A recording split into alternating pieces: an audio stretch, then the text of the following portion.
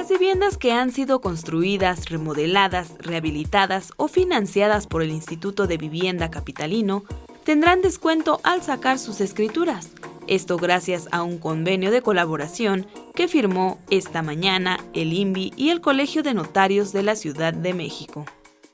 Vamos a tener una mejor vivienda, una mejor seguridad y vamos a tener una tranquilidad en el futuro en la posesión de esa vivienda, de tal manera que no heredemos a nuestros hijos y a nuestros vecinos y a la sociedad un problema.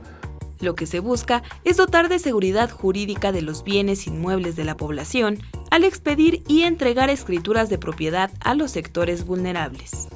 Los notarios nos comprometemos a que una vez que los interesados cuenten con la documentación necesaria y se inicie el proceso de escrituración, los testimonios debidamente inscritos en el registro público de la propiedad deberán estar en un plazo máximo de 6 meses. Además, tendrán asesoría gratuita para llevar el proceso de una manera adecuada y de cercanía con la ciudadanía.